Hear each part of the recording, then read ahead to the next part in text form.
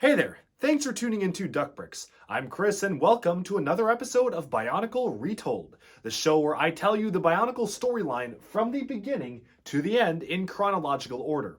Now, if this is your first episode watching this, I would highly suggest you check out the description below because this is already episode 6 of the series, and I've actually done quite a few other episodes prior to this, including episode 0 as a prologue. So if you jump into the story now without knowing anything else, you may be a little bit confused. That being said, the other note that I do want to make is that I will be spoiling basically the entire Bionicle storyline. Most of the major reveals and twists, which were held off until nearly the end of the theme, have already been spoiled, so just keep an eye out for that. If you want to go into the Bionicle storyline completely fresh the way it was intended to be told, do not check out these videos, and instead I have another video in the description below, which is titled How to Get Started with Bionicle, essentially teaching you how to actually get started with learning the story and the theme, and experiencing it the way that many people who are original Bionicle fans first experienced the story. But with that out of the way, let's just dive right into things because there's a lot to get into. We're kicking off the first part of a major trilogy, the Ignition Trilogy, which spanned over 3 years of the LEGO Bionicle theme. And so let's just start things off with a recap of Chapter 5, Light. Rise of the Toa Nuva. An ancient failsafe resulted in the reawakening of the formidable Borak Kal, who sought to free the Barag Queens from their imprisonment. In a pivotal battle, Tahu activated the legendary Kanohi Vahi, Mask of Time, freezing the Borak Kal and allowing the Toa Nuva to gain the upper hand. In a brief time of peace that followed, Matoran like Holly, Huki, and Jaller trained to compete in a Grand Koli tournament, while Takua stumbled upon the secret hiding place of the powerful Kanohi Avoki, the Mask of Light. But with brighter light came darker shadows, and out of the darkness came the dreaded Rakshi, servants of the evil Makuta Pterodax. In a quest that spanned across the island, Jaller and Takua sought to discover and awaken the 7th Toa, only to find that Takua himself was destined to transform into Takanuva, Toa of Light.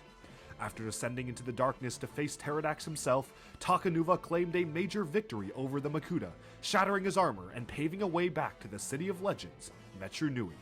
And so, as the Matoran began a great migration back to their original homeland, they were unaware that Pterodax had survived in the form of his antidermis spirit, and greater darkness was on the horizon.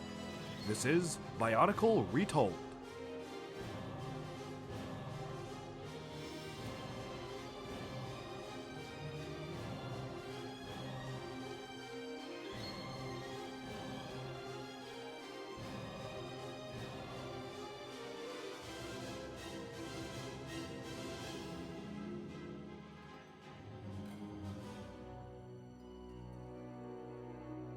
Chapter 6, The Ignition Trilogy, Part 1, Doomed. Part 1, The Daggers of Death. After 1,000 years of darkness, the Matoran had finally migrated back to their island home of Metru Nui. As the Matoran worked with Turaga Duma, the Rahaga, and Kitongu to rebuild the once great city of legends, Turaga Nuju observed the stars and learned a grim truth. After 1,000 years in disrepair, the Great Spirit Madanui was dying, and their efforts to rebuild and restart Metru Nui, the brain of the robot, were too little, too late.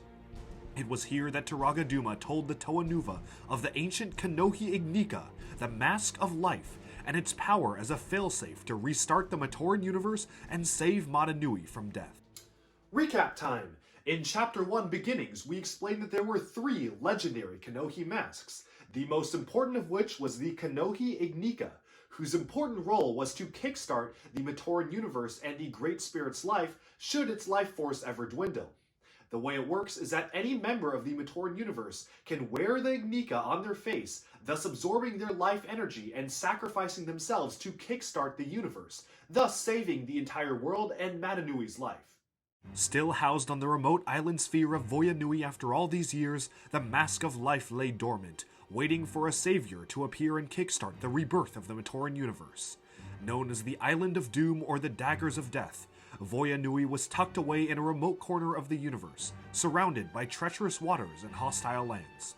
The only safe way to reach the island was by Toa canisters, and so the 6 Toa Nuva set off to make landfall on the mysterious island to claim the Mask of Life and save the Great Spirit from death, while Nuva stayed behind to protect Metru Nui in their absence. Meanwhile, as the Toa Nuva settled into stasis for the long journey to Voya Nui, trouble began to brew back on the now abandoned island of Mana Nui. 6 Dark Hunters of the Skakti race heard rumors that Makuta Pterodax had been killed, and many treasures lay in the Dark Lord's former lair. So as a quick refresher from Chapter 2, these Skakti were a race of beings that started out as very peaceful, but after being experimented upon by the Makuta, they turned into vicious and brutal warriors. In an effort to curb this violence, the Makuta made it so that each Skakti had innate elemental abilities, but they could only use it in conjunction with another Skakti, which means that at the very least, 2 of them had to work together to actually use their powers. In Chapter 4, we met a green-skinned Skakti named Zaktan, who was a member of the Dark Hunters, and during a mission for them, he inadvertently discovered traces of Makuta Pterodax's grand plan to take over the entire universe, which he vowed to use that information for himself. As of right now, Zaktan is one of the only beings who at least has an idea of what Pterodax's plan is, and even us as the viewers don't know the full aspect of it. Years ago, Zaktan plotted with some of these fellow Skakti to overthrow the Shadowed One and take over the Dark Hunters with him in command. After reaching the inner chamber of the Shadowed One, their betrayal was uncovered, and in an attempt to execute Zaktan for his betrayal, the Shadowed One assaulted him with his disintegrating eye beams. To his surprise, Zaktan's body instead dissolved into billions of prototypes, microscopic Rahi that now formed the entirety of Zaktan's body. As these insectoid creatures never stopped moving, Zaktan's body always appeared to be writhing, and each prototype contained a portion of his consciousness and could function independently of his body as a whole. The Shadowed One surprises the rest, let them live, with Zaktan's mutated and deformed state serving as a reminder to never betray him again. Over time, Zaktan learned to use his new form to his own advantage, allowing him to send parts of himself on the attack as a swarm, fly unhampered through the air, evade physical attacks more easily, and even slip through spaces too small for an insect. These 6 Skakti, led by Zaktan, officially broke off from the Dark Hunters, forming their own group called Piraka, an appropriate obscenity that roughly translates to murderer or gangster thug. And so, after sneaking away from the Dark Hunter fortress on Adina under the cover of night, these Piraka schemed to loot Pterodax's former lair, get rich with powerful artifacts, and cash out. Besides their cunning leader Zaktan, this gang of villainous thugs comprised of Thok, a clever and manipulative loner who exploited conflict between the team and used it for his own benefit; Avak, a talented engineer with a powerful psychic ability to project the perfect living prison for his enemies; Radak, an intelligent, famed hunter with extraordinary tracking abilities; Hakan, an egotistical, cruel, and unpredictable brute disliked by many of his fellow Piraka; and Vezok, who is arguably the most dangerous of them all, with a calm and collected personality combined with excellent tactical skills and a high intelligence. As these former Dark Hunters arrived at Pterodax's Mangaea lair, they came upon his body, crushed and mangled by the fallen gate. Unaware of the true nature of the Makuta, the Piraka happily ventured onwards, ready to claim the treasures within. When Radak attempted to steal the Kanohi Kraken Mask of Shadows, it revolted against his touch, activating an automatic defense mode to hurl bolts of shadow at any being other than a Makuta that tried to access it. And so, giving up on the Kraken, the Piraka ventured deeper into the lair, coming across more and more ancient tools and weapons. One of these artifacts was the mysterious Spear of Fusion, created centuries ago by Artaka with the power to merge beings together or split them apart. Toying around with the spear, Hakan accidentally set it off in reverse upon Vezok, splitting him in 2.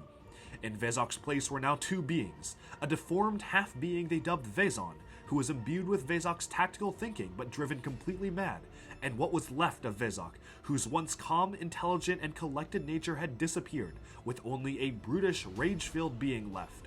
Immediately, the rage-filled Vezok attacked Vezon in a blind rage, and in the commotion that followed, the ancient Manako Rahi awakened, guardians of Makuta's lair.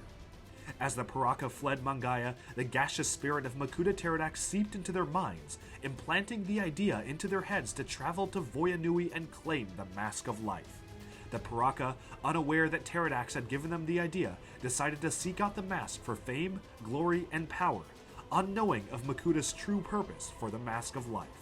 As a recap of Chapter 2, the Makuta species evolved to no longer actually have any organic components.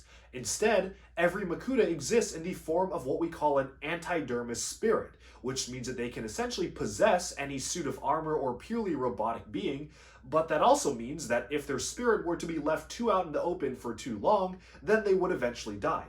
However, this comes with an added benefit, because essentially the Makuta are like ghosts, which means they can act as spirits and influence the minds of others in their vicinity to do their bidding.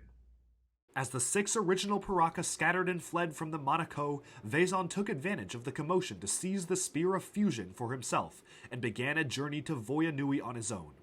As the rest of the Piraka emerged onto the shores of the island of Mata Nui, they discovered the original 6 canisters that Toa Mata used to travel to the island. Formulating a cunning scheme, Zaktan suggested that when the Piraka arrive on Voya Nui, they fool any native Matoran claiming to be a unique breed of Toa heroes, sent to protect and lead them. As they began preparations to arrive on Voya Nui, Hakan secretly sent a message detailing their plans to the Shadowed One, leader of the Dark Hunters, in the hopes that selling out his teammates would earn him a reward. One by one, the Piraka arrived on Voya Nui, claiming to be Toa. Its Matoran, who had not encountered Toa since Jovan had led his team there in the Great Disruption, believed the Piraka's ruse, although some had their misgivings due to the blatant violence the Piraka displayed. Immediately claiming to be their saviors, the Piraka put the Matoran to work to drain the Lake of Lava and construct a massive stronghold. Within this Piraka stronghold, Zaktan collected Pterodax's antidermis energies in a large vat, though he did not realize its true nature. This action preserved the life of the Makuta, which had anchored to the Piraka back in Mangaya Lair. As Zaktan spent more and more time alone in the darkness of the stronghold, under the thrall of the spirit of Makuta Pterodax, he began to ponder dark designs, evil contraptions, and mysterious sciences. Zaktan summoned Avac to his chamber to create strange launchers from mysterious ideas planted in his head by Pterodax, one of which was stolen by the Matoran Garan, who grew more and more suspicious of the Piraka's presence on Voya Nui. Meeting with a few other trusted Matoran, Garan examined the launcher, realizing it was a weapon constructed to fight the Matoran themselves. Realizing the Matoran were growing suspicious of them, Hakan and Avac joined together to create a creature of fire and stone, summoning it to attack the Matoran near the base of Mount Valmai. While Hakan controlled it, Avak drove it away from the villagers, pretending to defend the Matoran. The 2 false Toa boldly defeated the monster, winning the admiration of the Matoran at large. And yet, Garan and his companion Balta remained suspicious, following the Piraka and overhearing them discuss their past as Dark Hunters. Appalled, Garan officially formed the Voya Nui resistance team in their mountain hideaway, consisting of himself, Balta, and 4 other Matoran named Kazi, Dalu, Pirak, and Velika. In the prologue to this series, we revealed that Velika was actually no normal Matoran. In fact, Velika is the great being in disguise who actually is responsible for giving sentience to the entire Matoran universe. And so you may be wondering what he's doing just kind of running around on Voya Nui. Well, essentially he joined the Matoran resistance team mostly just to observe his so-called creations and to see how they interact with each other and how well the Matoran could fight back. Another thing to note about Velika and the rest of the Matoran on Voya Nui is that every single Matoran on that island was actually sent there by Karzani, the Mad Titan. In Chapter 1, we described how Artaka and Karzani, who were brothers, had a rivalry, and Karzani, who was given his own realm and a job to repair all Matoran, was slowly driven insane, and instead of repairing Matoran, he instead just mutilated them and gave them weapons to compensate. So essentially, these Matoran are a lot shorter and more deformed than your normal Matoran, but they have pretty powerful tools and weapons to fight back against anyone who would attack them. Of course, every Matoran sent to Voya Nui was sent from Karzani's land before he was driven even more mad and just closed off his gates and took all the Matoran in that he had still left as his own servants. And we'll get to that in a second. Meanwhile, Zaktan's plan was nearing completion. Under the influence of Pterodax, Zaktan created thin Zamor spheres of antidermis and realized it had the power to bend the mind of any Matoran, turning them into feeble-minded slaves. Placing a prominent Matoran leader under their sway, the Piraka ordered him to gather all the Matoran for a meeting, where they plotted to place the entire populace under the sway of Pterodax. And so, that night, All but the 6 members of the Matoran resistance had gathered together, and with the power of Avak's new Zamosphere launchers, the Piraka succeeded in enslaving the minds of nearly every Voyam Nui Matoran. Tragically, the Matoran resistance team was too late, and as they returned to their village, they discovered the entire populace transformed into mindless slaves, laboring day and night to empty the volcano. As Matoran fell into the lava and perished, or were outright killed by the Piraka for working too slow, Garan grew more and more disgusted and outraged. With Voya Nui now shrouded in darkness and disrepair, its only hope was the powerful team of Toa Nuva en route to the island, guardians of peace and justice. Part 2. Fall of the Toa Nuva. After traveling through the oceans around Voya Nui, the Toa Nuva finally made landfall on the west coast of the mysterious island, unaware of the dangers now present on the island. Moving inland, they were spotted by Hakan and Radak, who attacked the Toa Nuva with a hail of boulders that kick-started a massive battle between the two forces. Even with all 6 Toa Nuva against just 2 Piraka, the battle was vicious, and neither side managed to gain the upper hand. Hearing the sounds of battle on the far side of the island, the rest of the Piraka rushed to join the fight, unaware that in this distraction, Balta, a member of the newly formed Matoran resistance team, had managed to sneak into their stronghold to steal some Zamospheres to study them. Radak proved to be almost unstoppable, causing the Toa to concentrate on him while the other Piraka arrived. Unaware of the Piraka's abilities, the battle quickly went south for the Toa Nuva. Hakan defeated Gali with a mental blast, Avak imprisoned Kopaka in the perfect jail, and after a brief but intense swordfight, Tahu was overwhelmed by Zaktan's prototype swarm. Liwa, Pohatu, and Onua finally downed Radak, but were subsequently defeated by the other Piraka, with Liwak's arrow blade snapped completely in half. In an instant, the battle was over just as it began, with the Toa Nuva completely overwhelmed by the surprise attack. Stripping them of their mass and weapons, Zaktan ordered the rest of the Piraka to throw the Toa's lifeless bodies into the fiery depths of Mount Valmai. Meanwhile, back on Metru Nui, Jalur became suspicious about the prolonged disappearance of the Toa Nuva and attempted to question the Turaga, who refused to answer him. Furious, he ordered a strike in the city, ordering all reconstruction work to stop until the truth was revealed. Knowing that news of the rapidly approaching death of the Great Spirit Madanui would destabilize the Matoran populace and spread panic, the Turaga refused to relent, only stating the Toa were away on a great mission and urging the Matoran to return to work. However, Turaga no Kama pitied Jalur and secretly informed him of the dire consequences of the Toa Nuva's quest, and the fact that it had been many months without any word from the famed heroes. And so, Jalur decided to take the initiative and set off for Voya Nui to help the Toa Nuva with a team of 5 other Matoran. Among this company was Holly, the Ga Korokoli champion and chronicler, who had aided the Toa in their previous adventures; Kongu, the captain of the Lake Horo Gakko Air Force who led efforts against Makuta's Rahi attacks years ago; Nuparu, the Onu Matoran engineer who created the powerful box sword to use against the Borak; Huki, the sports champion of Pokoro; and Matoro, the translator to Turaga Nuju and sole keeper of the secrets of the Turaga. He also recruited Takanuva, Toa of Light, who was eager for an adventure. The Matoran and Takanuva traveled through an underwater chute to find themselves on a narrow strip of land in the south of Metru Nui's dome. After scouting ahead for some time, Jalur found a tunnel leading to the south. He could not tell what was beyond it, and Takanuva decided that, as a Toa, he should go in first. When he ventured forth into the tunnel, however, he vanished from sight, despite the bright light he was exuding. Despite repeated efforts, the mysterious tunnel seemed to absorb all light and sound. After several failed attempts to pass through the tunnel, Jalur instructed his friends to travel through in groups of 3. Jalur, Huki, and Kongu went first and immediately disappeared from view. Nuparu told the remaining 2, Huki and Matoro, to tie themselves together so they would not get lost.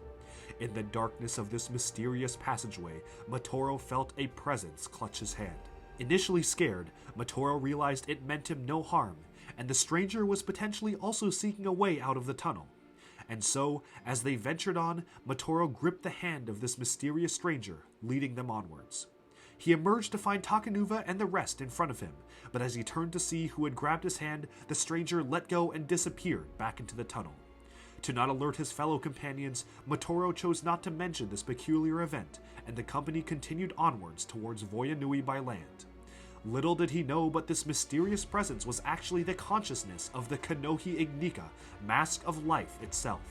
Seeking a new bearer, the mask had decided to test the morality and worthiness of Matoro, who had passed this first test by being willing to help a complete stranger when he himself was in a time of need and surrounded by darkness.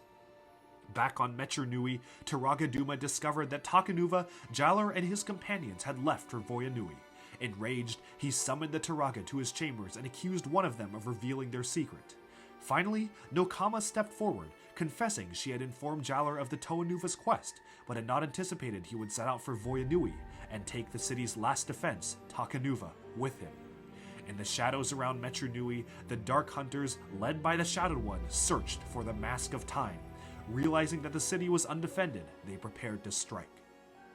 Meanwhile, on Voya Nui, the Matoran resistance team were holed up in their mountain hideaway on the slopes of Mount Valmai, anxiously awaiting Balta's return with the intel gained from the Piraka stronghold. They were interrupted by Piruk, who brought bad news. 5 of the Piraka were coming their way, accompanied by 6 strangers.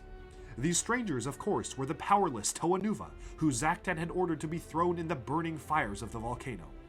Just then, the ground shook and the volcano erupted, disturbed by the non-stop mining underneath. As the Piraka fled the molten lava, the Toa Nuva began to slowly regain consciousness. Tahu called out to Pohatu, who raised walls of stone to keep the lava at bay.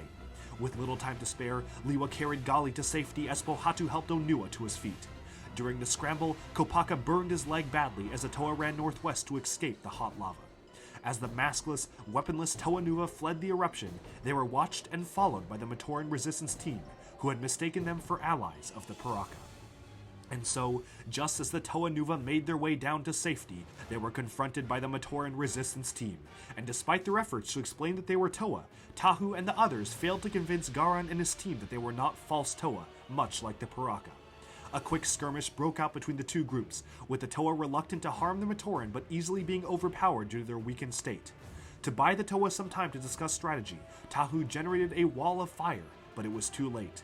Gali was hit by Dalu's enhanced weapons, which enhanced her sight to a frightening degree and drove her into madness. Frustrated and outraged, Kopaka proceeded through the wall of fire and quickly froze 3 of the Matoran, while Tahu attempted to subdue a now mad Gali as she rampaged through the wilderness. Onua and Liwa kept Kopaka from using lethal force, and the battle came to an uneasy pause, where the Toa once again attempted to explain who they were. But the wary Matoran would not budge, and the two sides readied for combat once again. Near the base of the mountain, Balta fled with a Zamersphere in tow, discovered by the Piraka Vezok, who chased him in a brute rage. Terrified, Balta hid inside a cave, which was promptly sealed shut by Vezok, leaving him there to die. Just as Balta was about to slip into unconsciousness, a mighty axe cleaved the cave entrance in two, and he stood facing the Titan Axon, member of the Order of Madanui, who had been stationed on the island years ago. Axon bid Balta to go to his friends and tell them to stop fighting the Toa Nuva, and then departed. Encountering Gali stumbling through the woods, Axon healed her minds with the Mask of Truth, and sent her back to join the other Toa Nuva, promising to reveal himself and his intentions when the time was right.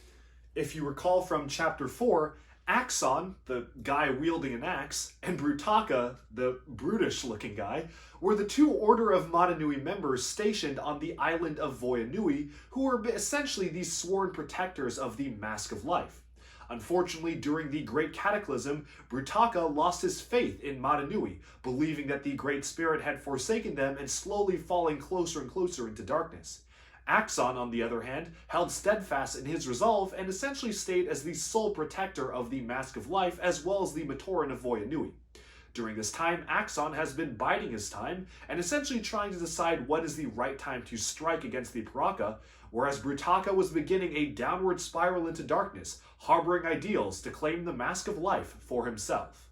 Back at the base of the mountain, the Toa Nuva found themselves in a standoff against the Matoran, right as Balta rushed in and urged his comrades to stop fighting the Toa Nuva. As a show of faith, Onua removed his armor, making himself vulnerable in front of the Matoran and promising he would not fight back should they attack him. Convinced by this gesture, Garan ordered the rest of the Matoran to stand down, and the 2 factions allied against the Piraka. During all of this, the Piraka themselves were facing some internal conflicts of their own. Angered that the rest of the gang hadn't confirmed the Toa Nuva were dead, Zaktan lashed out at the rest of the Piraka, ordering them to find and kill the Toa Nuva at all costs, and have the Matoran work harder to speed up the draining of the volcano. not to mention the looming mystery of what happened to Vezon and where he went. As Zaktan left the stronghold, the devious Hakan lurked behind him, curious as to why Zaktan was so urgently attempting to claim the Mask of Life. Hakan discovered Zaktan deep in conversation with the mysterious Brutaka, Axon's former companion, and watched as Brutaka was struck with a Zammer sphere that, to Hakan's surprise, made him stronger and angrier rather than susceptible and weak-willed. Zaktan, who knew all along Hakan was trailing him, made efforts to lead him closer to Brutaka in his angered state, hoping the Titan would dispose of Hakan for him. During all this conflict on the island, the brave company of Jaller, Takanuva, Matoro, and the rest of the Matoran ventured onwards over the dangerous land passageways to Voya Nui. They proceeded along a narrow land bridge surrounded by a violent ocean and neared a stone archway leading to a dizzying path that ran between two mountains. There, Huki discovered a great mask left over from a fallen warrior and alerted his friends. Takanuva tried it on and, hearing Holly's thoughts, realized it was a Suletu, Mask of Telepathy. The group then stopped to rest, Jaller keeping first watch while Takanuva scouted ahead. Plagued with confusion and fear over his experience in the tunnel, Matoro was restless, and in the dark of night, he reached out to Jaller to discuss his fears, but was interrupted by Takanuva's return. He had seen a Matoran on the other side of the archway, and so the group moved closer to the arch. As the six Matoran passed through the gateway, Takanuva was repelled back by an invisible force field, which then blocked the Matoran from returning back. As the group realized the barrier was built to keep Matoran in and beings of light out, Takanuva gave up and began his return to Metru Nui, nowhere else to go. Meanwhile, the Matoran proceeded along the path, unsure of what dangers awaited them in this mysterious land, and why the invisible gateway had herded and locked them in. Part 3. The Realm of Madness. Without their Toa protector and friend, Jaller's group of brave Matoran ventured alone, traveling through unfamiliar territory and climbing a vast cliff. As scuttling noises were heard all around them, they were beckoned by a frightened Matoran, soon quickly surrounded by an escort of Manas Rahi, the powerful beast who once guarded Pterodax's lair. Their Matoran guide led them into a huge canyon, populated by more twisted and anguished Matoran, where common laws of nature did not seem to apply. A volcano erupted in burning ice, screams echoed from the ground itself, and dust trickled by on a waterfall. Holly observed a terrible metal castle far in the distance, comparable in size to the Colosseum of Metru Nui and covered with twisted and jagged towers. Soon enough, they encountered the Mad Titan Karzani, who they recognized from the legends that Piraka told. Again, to recap Chapter 1 beginnings, Karzani was one of the most powerful beings created at the birth of the Matoran universe by the Great Beings, whose job was to repair damaged Matoran and send them back to their respective homelands. However, after suffering a humiliating defeat at the hands of his brother Artaka for the Mask of Creation, Karzani was driven more and more insane, and after the Great Beings departed, he began to lose his skill of repairing Matoran, just mutilating them and giving them weapons to compensate.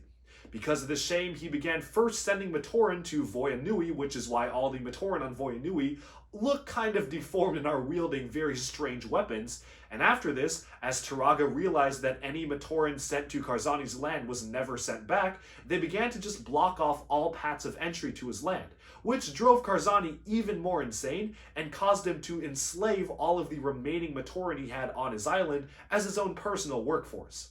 Karzani has essentially remained there to this day and has been completely unaware of any of the external events of the Matoran universe, just sticking to his own kingdom. As Jaller and his companions were brought before Karzani, the Mad Titan confirmed the legends about him were true, but did not recognize the names of Makuta or Madanui. At his order, strange and grotesque Matoran emerged from the darkness to take their belongings, and Karzani ordered Jaller and the rest to take off their masks. In a show of defiance, Jaller refused, stating his mask had once belonged to the great Toa Li Khan and would never be separated from him. In response, Karzani used his Kanohi Olisi, the Mask of Alternate Futures, to force a vision on Jaller and the rest, depicting what would have happened had he not sacrificed his life for Takua months ago in their battle with the Rakshi. Startled and overwhelmed by the horrific vision, Jaller took off his mask and succumbed to the rule of Karzani. Just then, Matoran workers brought the company sets of strange, new masks as symbols of their identities being stripped away in servitude to Karzani. Only Kongu managed to avoid this mask, slipping onto Suletu they had found abandoned on the path earlier. Karzani then ordered all of them to tend to the fires, with the exception of the chronicler Holly, who was to tell Karzani of the goings-on in the outside world. As the rest of the Matoran were sent to a colossal furnace, Holly engaged in deep conversation about the current events of the Matoran universe, explaining to Karzani the dire mission to save Madanui. Karzani, of course, scoffed at this mission, believing none in the universe to be more powerful than himself and Artaka, and not believing any tales whatsoever of the great spirit Madanui.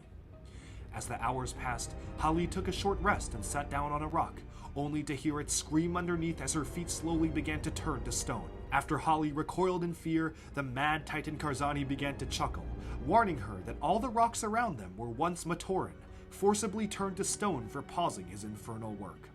In the meantime, the other 5 Matoran managed to slip away from their mindless work at the furnace, discovering a stone tablet that detailed Karzani's fall to madness and his original purpose in the universe. Realizing their lives were in immediate danger and Karzani would never let them leave, Jalar and the other 4 Matoran made haste to escape the realm immediately, desperately searching for any exit.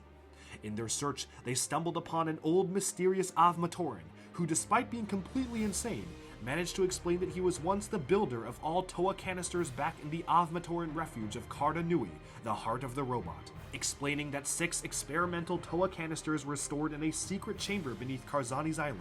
This mysterious builder led the 5 Matoran into the depths. Done listening to Holly's tales, Karzani brought her to the furnace, only to discover her 5 companions were missing. Furious that Matoran would oppose him, he scoured his island, both with his eyes and mind, and located them in the vault. Dragging Holly behind him, Karzani advanced towards the vault to punish them. By this time, deep in the underground chamber, Jalar announced his plan to retrieve Holly and escape in the canisters, but the builder objected and told them that the canisters were only for Toa. Ignoring him, Jalar instructed Nuparu to decipher the canisters' workings while the other 4 left to get Holly. However, they were stopped by Karzani, Holly in his grasp, who denounced them as liars, believing that there were no such thing as Toa or Madanui, and prepared to destroy the canisters. Thinking fast, Matoro goaded Karzani into using his mask and showing him the worst vision possible, a future in which Madanui were to die, and the Matoran universe with him. At the end of the vision, the Matoran were shaken by the tragedy, but Karzani even more so, astounded that Madanui had greater power than him. The Matoran seized their chance, collecting Holly and entering the canisters, while the mysterious builder elected to stay, having been heartened by the knowledge that Madanui was not dead yet. Jalar's group activated the canisters and departed Karzani, setting a course for Voya Nui. As they left, Karzani realized that Holly's tales were true, and that Madanui, for all his great power, was currently asleep. Intending to fill this power vacuum and expand his empire, he began to follow the Matoran to Voya Nui. Part 4. Reign of the Piraka. As Jalar and their friends faced their trials in Karzani's realm of madness, conflict was brewing on the island of Voya Nui. Lurking behind Brutaka, Hakan offered the fallen warrior a deal. Brutaka would help Hakan dispose of Zaktan, and Hakan would procure more Zamospheres filled with antidermis for Brutaka to make him more powerful. Of course, neither had any intention of keeping their word whatsoever, but with this shaky alliance struck, Brutaka and Hakan began heading back to the Piraka stronghold. Meanwhile, as Avak and Thok searched for the Toa Nuva throughout an area of Voya Nui known as the Green Belt, they suddenly came to a realization. Rahi wildlife, trees, and water were so plentiful across the Green Belt despite the rest of the island being mostly a barren wasteland because the mask of life must be hidden somewhere underneath the belt, and Zaktan had been focusing their efforts on the volcano as a distraction to claim the mask for himself under the Green Belt. Furious with their leader and intending to confront him once and for all, the pair of Piraka rushed back to the stronghold. Confronting Zaktan, Avak used his mental powers to generate the perfect prison that produced ear-splitting sounds every time Zaktan tried to break out, driving the prototypes out of their minds. Thok eagerly appointed himself the new leader of the Piraka, but Hakan arrived with guns blazing, thinking they had staged a coup and wanting in on the action. As Avak was struck with Hakan's blast, he nearly lost focus to maintain Zaktan's prison, causing Thok to turn against Hakan in a rage. Just then, Hakan introduced Brutaka, who advanced inward, intending to kill all 6 Piraka with his bare hands and claim the antidermis for himself. Coincidentally, the maskless, weaponless Toa Nuva and the Matoran resistance team had chosen this exact time to also strike against the Piraka stronghold. Tricking an approaching Raidak into bashing in the door, the Toa Nuva and Matoran slipped in, retrieving their tools and moving inwards to reclaim the Kanohi masks and gain back their full strength. By this time, Raidak had stumbled upon the chaos within the stronghold. Avak and Thok were fighting Brutaka as Hakan watched gleefully. Raidak, realizing Hakan was behind all of it, approached Hakan from behind and threw him into Avak, knocking the Cage Master unconscious and freeing Zaktan from his prison. At that exact moment, the Toa Nuva blasted open the eastern door, armed with their reclaimed masks and tools and accompanied by the resistance team. Zaktan tried to rally up his fellow Piraka to fight, but they stood back, realizing the Toa could defeat Zaktan for them. Resorting to desperate measures, Zaktan offered to give Brutaka the secret of the anti-derma spheres if he could help him. And so, in one mighty swing of his sword, Brutaka downed all 6 Toa and 6 Matoran, ending the conflict before it could even begin. The Matoran were taken with the Piraka to be interrogated by Raidak in the Chamber of Truth, while the Toa were left in Brutaka's hands. Dumping the bodies of the unconscious Toa Nuva in a holding cell, Brutaka left them to drain their elemental powers and eventually die. As the Matoran resistance team was taken to the interrogation chamber, Dalu regained consciousness and began to study her surroundings. As Zaktan boasted about his second victory over the Toa Nuva, admiring their masks, Dalu saw her chance to flee and escaped alone. Running into Hakan, she was briefly recaptured until Zaktan caught up with the pair. Blaming Zaktan for his negligence in letting her loose, Hakan confronted the Green Piraka in an argument that soon turned violent. And so, in a vicious fight that ended with Hakan defeated and crushed by a boulder, Dalu managed to escape once again as the Piraka fought each other. Meanwhile, Thok and Raidak had separated from the group and roamed the slopes of Mount Valmai, discussing the power of the Mask of Life. As this discussion quickly turned into an argument over who would claim it first, Thok saw his chance to seize more power and pushed Raidak off a cliff, thinking he was one less threat to worry about. Enraged, Raidak managed to climb back up, attacking Thok and attempting to throw him off the cliff in turn. Back in the stronghold, as alliances began to crumble all around them, Avak proposed an alliance with Vezok, who in turn told him he already had made a secret deal with Raidak to kill the rest of them, but offered to spare Avak's life once they found a Mask of Life.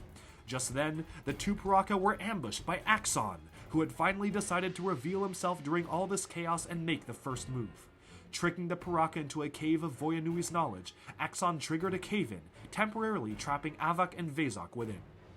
And so, as Axon rushed to confront the other Piraka, he found them brawling amongst themselves, with all 6 members engaged in a massive free-for-all. Avak and Vezok burst free from the cave, and the conflict between the 6 Piraka and Axon spanned to undiscovered regions of the island, where all 7 combatants stumbled upon the remains of a 7th Toa canister, the one that Vezon had used to get to the island. Claiming Vezon had become a servant to the Mask of Life and was beyond their reach, Axon prepared to strike down all 6 Piraka at once, ending their blight upon Voyanui, but was attacked from behind by Brutaka, knocking down the 2 titans. As Axon and Brutaka squared up to battle, the 6 Piraka entered an uneasy truce, fleeing from the conflict between the 2 former friends. As they fled, Hakan devised a devious scheme to steal Brutaka's power for themselves, and looped in Raidak, Thok, and Avak on the plan to create a Zamor sphere that siphoned the power of its target into the user.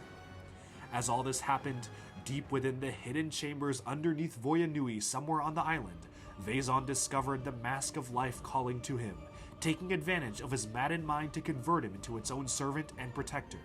Upon arriving in the majestic Chamber of Life, Vezon attempted to seize the mask for himself, but was instead cursed by it. The mask fused Vezon to an enlarged spider Rahi named Fenrak, and gave him the power of foresight and the ability to absorb kinetic energy, and the mask itself fused to Vezon's head, making him one of its guardians. Vezon remained in the chamber for the next few weeks, toying with the Spear of Fusion and waiting for his quarry to arrive. And so, as the fighting died down and the island settled in for the night, the 6 Toa canisters that held Jaller, Hali, Kongu, Huki, Nuparu, and Matoro began their approach to Voyanui in the midst of a great storm. As lightning crashed above, a bolt from the Red Star lanced downwards, striking all 6 canisters and transforming the Matoran within. No longer were they mere Matoran adventurers.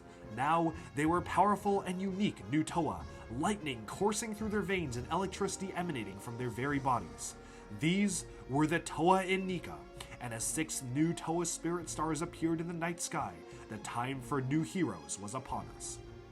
With the 6 Piraka scattered, Axon and Brutaka still continuing their non-stop battle, and the Toa Nuva imprisoned and alone, the fate of Voyanui and the world was more dire than ever. Near the interrogation chamber of truth, Balta awoke and freed the rest of his comrades, save Dalu, who had already escaped.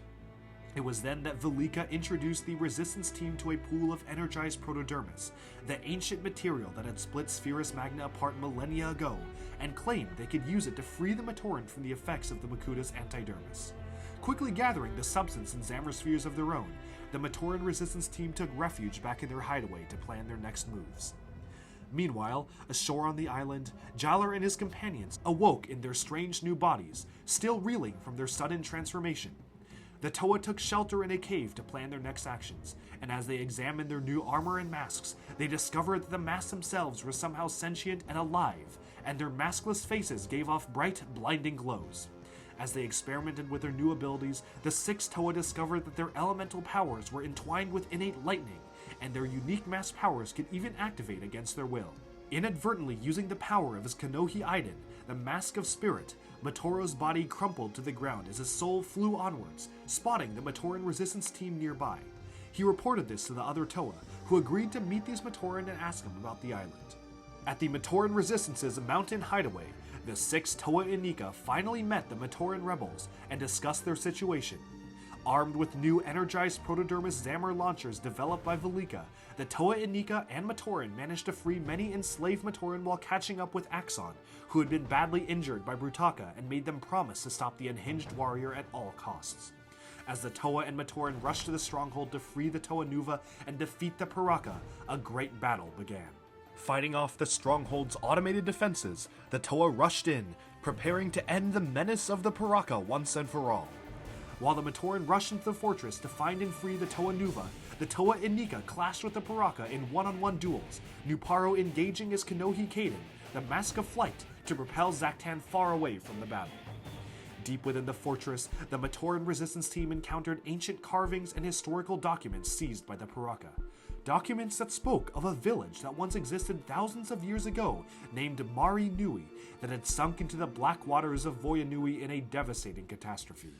Mari Nui was first mentioned in Chapter 4 Infection, which was essentially describing how the Matoran had built a grand village atop the island of Voyanui, but in a catastrophic accident, the landmass containing Mari Nui sunk beneath the waves and essentially caused the Matoran to be forced to adapt to this underwater environment, creating and farming large bubbles of airweed to produce domes above their heads and encase their city in oxygen. We'll be seeing this underwater city very, very soon, so the hints are kind of being laid down here first. Just then, Hakan put his devious plan into motion, firing the power siphoning sphere at Brutaka. Just as Thok realized this deception and arranged to also be overloaded with Brutaka's strength. And so, in a blast of energy, Brutaka's raw strength and power was drained from his body and transferred to Hakan and Thok, who forced him to finally reveal the secret location of the Mask of Life underneath the Green Belt. With their newfound strength, Hakan and Thok defeated the remaining 5 Toa Inika and the rest of the Piraka, leaving all the combatants imprisoned in the fortress as they headed to claim the mask location alone. Part 5. Race for the Mask of Life. Having defeated Zaktan in battle, Nuparu returned to the fortress to find a devastating sight before him. His Toa Inika comrades were reeling from the fight, still imprisoned in the fortress, while Brutaka, Avak, Radak, and Vezok lay beside them, all weakened and bruised from battle. Just then, Axon arrived, still wounded, and while he desperately wanted to head directly for the Mask of Life to stop Hakan and Thok, Jalar convinced him to stay with them and band together as one. As the Toa realized the best way to stop the pair of overpowered Piraka was to return Brutaka's power to him, it became clear that only the remaining Piraka, namely Avak, knew how to do that. And so, an uneasy alliance between the Piraka, Axon, Brutaka, and the Toa Inika was formed, all 4 separate parties working together against a larger threat. While the Piraka created a unique Zamrosphere that would reverse the effect of Brutaka's power theft, Axon warned Jalar of the many guardians protecting the Mask of Life, and discreetly handed him a glowing Zamrosphere for use in emergencies. and so the Alliance left for the Green Belt, while Axon stayed behind to tend to his former friend Brutaka. As they scoured the Green Belt, Hakan and Thok turned on each other and began to fight, devastating their surroundings and exposing the entrance to the 777 Stairs, secret hiding place of the Mask of Life. Following this trail of destruction, the Toa Inika and the remaining Piraka confronted them, launching their surprise weapon and restoring Brutaka's powers back to him in a flash of energy, leaving every member involved unconscious save for Zaktan, whose prototype nature saved him from the blast. Back in the fortress, Brutaka's power and strength returned to him in an explosion of energy, and despite Axon's promises of forgiveness, Brutaka refused to submit, and the two former friends prepared for deadly combat within the Piraka stronghold. Reawakening before the Toa Inika, the Piraka slowly came to, banding together under Zaktan's lead once again as they descended the 777 stairs to the Mask of Life. Soon afterwards, the Toa Inika regained consciousness, quickly following the Piraka in a race to the Ignika. As they ran down the steps, the Piraka came to a fork in the tunnel with the left path blocked and descended the Zone of Nightmares. There, they came face to face with a grotesque being with golden skin, the legendary Urnak, a nightmarish creature from Skakti mythology who had been manifested from their worst fears into flesh and bone. Collapsing to the ground in fear, the Piraka recoiled from the sight of the monstrous being, all except Zaktan, who challenged Urnak to a battle of wits. Realizing Urnak was merely an illusion of fear manifested by the Mask of Life, Zaktan threatened to kill the rest of the Piraka to purge the fear from their minds, thus killing the false Urnak as a result. Claiming that the horrors in his past deeply changed him and that he was the true embodiment of fear itself, Zaktan passed the first test and forced the projection of Urnak to melt away. Meanwhile, the Toa Inika soon came to a fork in the path, but this time the left path was open and the right path to the Piraka Zone of Nightmares was closed off. As they headed down the path, the Toa Inika came face to face with a projection of Toa Likan, who warned them to turn back before they met the same fate as him. Ignoring the warning and continuing to press onwards, the Toa Inika came face to face with some of the many monsters, beasts, and evil beings that threatened them during their time as Matoran on the island of Matanui. Facing them was the insectoid Nui Rama Rahi, the fearsome Muwaka, the dreaded Borak and Borak Kal, the exact Rakshi Turak that had killed Jalar as a Matoran, and Makuta Pterodax himself. As the Inika leapt into battle, they found themselves radiating with lightning and elemental ability, and despite their intentions, they killed every single one of their opponents. In an instant, the bodies of their enemies shifted before them on the ground in the forms of the Toa Nuva. Recoiling in horror, the Toa Inika were convinced they had been tricked into slaying the Toa Nuva, and their new powers had spiraled out of control. All except Jalar, who took the lead and convinced the rest of his team that this was a trick by the Mask of Life, and that they must press on despite their fears. As the Inika moved onwards, the corpses vanished behind them, and they realized it was all an illusion. Back in the Piraka stronghold, the heated combat between Axon and Brutaka raged on. Brutaka used his Kanohi Olmec to open a dimensional portal to the Field of Shadows behind Axon, and tried to force him into it. Meanwhile, the Matoran came upon the Toa Nuva, who had been enslaved by Antidermis and weakened by a device that drained their elemental powers. Utilizing their own Zamor launchers, the Matoran freed the Toa Nuva and informed them of the existence of the Toa Inika. Back in the catacombs below the island, the Piraka continued their quest, finding themselves trapped in individual cylinders as the water level beneath them began to rise, filling the room with a mysterious black liquid. After the events of Chapter 3, where the Great Cataclysm destroyed most of the Matoran universe, a lot of its radioactive energies, energized protodermis, and other materials began to seep into the black waters surrounding the pit jail, transforming it into a pit mutagen, which transformed the Baraki from proud warlords into grotesque underwater freaks.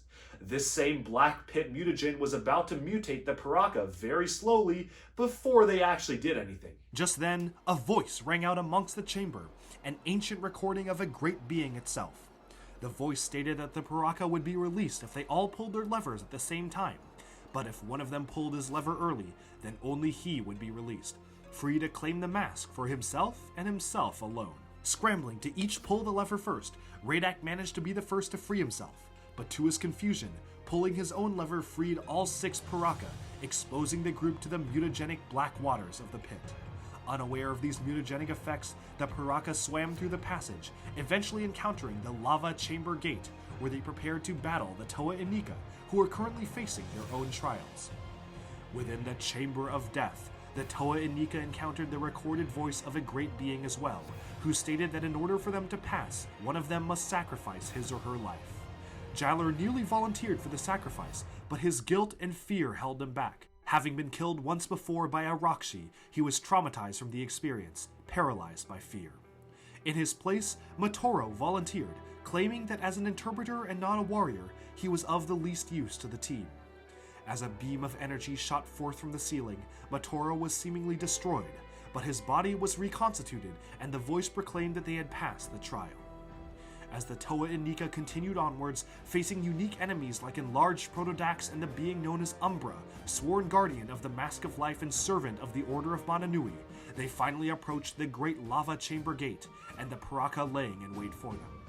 In a brief battle, Kongu inadvertently created a massive cyclone that buried the Toa Inika beneath the bridge, and the Piraka left them for dead to claim the Mask of Life.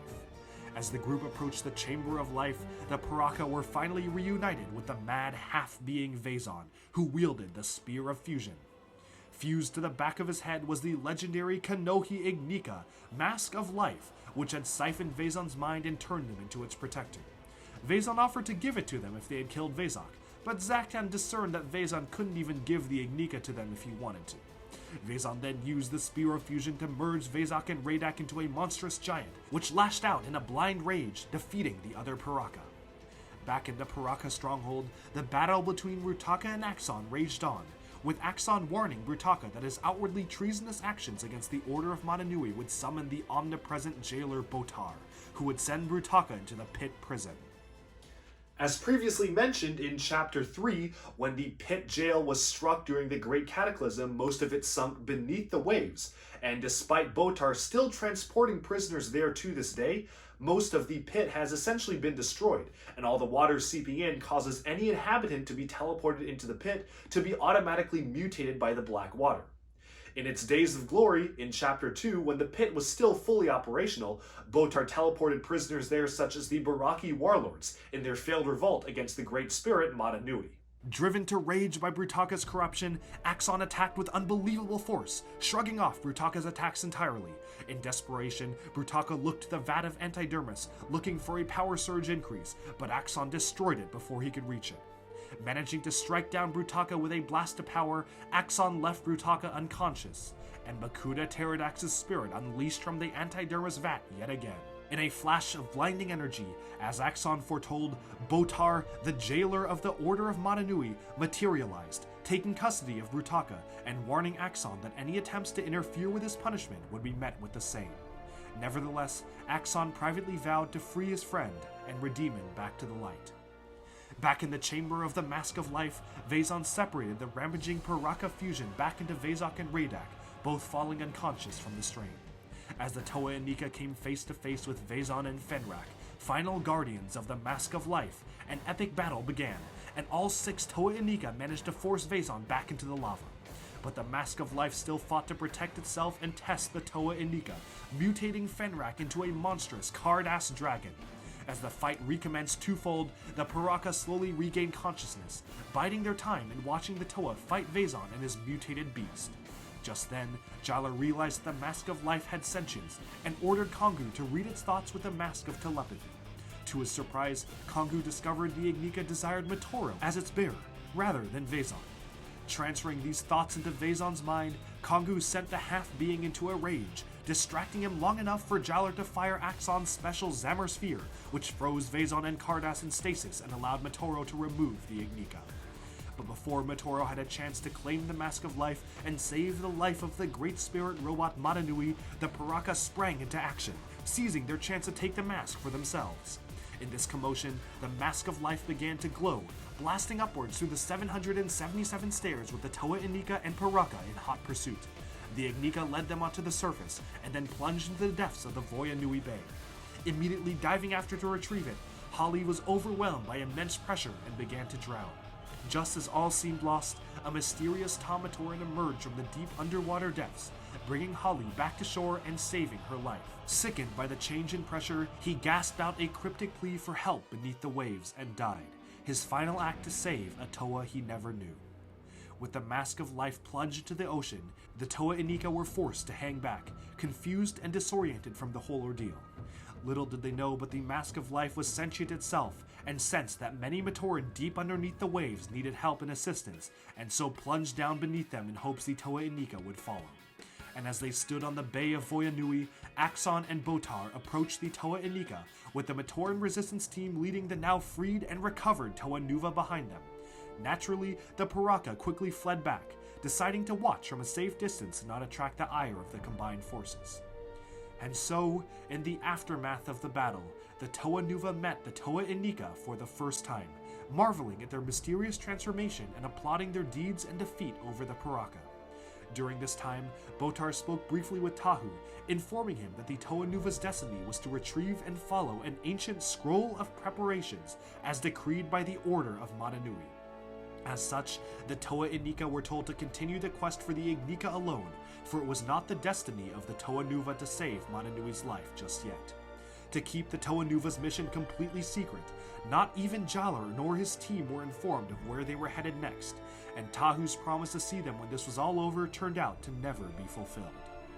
As the dust settled, Axon volunteered to watch over the Matoran of Voyanui, finally coming into the light as their public protector and leaving the Toa Inika free to pursue the mask of life beneath the waves. As the Toa Inika descended into the depths of the black waters surrounding Voyanui, this chapter of their story closed, and the fate of the Great Spirit Madanui and the entire Robot Matoran universe hung in the balance. With the stakes higher than ever, and the two Toa teams embarking on separate, crucial quests for Madanui, this ends Chapter 6, the Ignition Trilogy, Part 1, Doomed. Stay tuned for our next episode in 2 weeks, Chapter 7, the Ignition Trilogy, Part 2, Sacrifice. Okay, and that sums up Chapter 6. I hope you enjoyed this retelling, and again, let me know down in the comments below if you have any questions, comments, or concerns. I will do my best to address them. I try to reply to almost every single comment, so if there's anything that was a little bit confusing, please just let me know and I'll do my best to address it. Stay tuned to Duck Breaks, for every single 2 weeks I'll be releasing a brand new episode of Bionicle Retold. So in 2 weeks, check back in for Chapter 7, and in the meantime, you can check out some of our other ongoing series, like a weekly Bionicle fan and review series, where I review all of the fan-created, canonized Bionicle models, as well as a ton other LEGO-related content, like even Ninjago and other obscure LEGO discontinued lines. I hope you enjoyed this video. Stay tuned to Duck Breaks for even more LEGO news, reviews, discussion, and analyses coming your way very soon. Thanks, and bye-bye for now.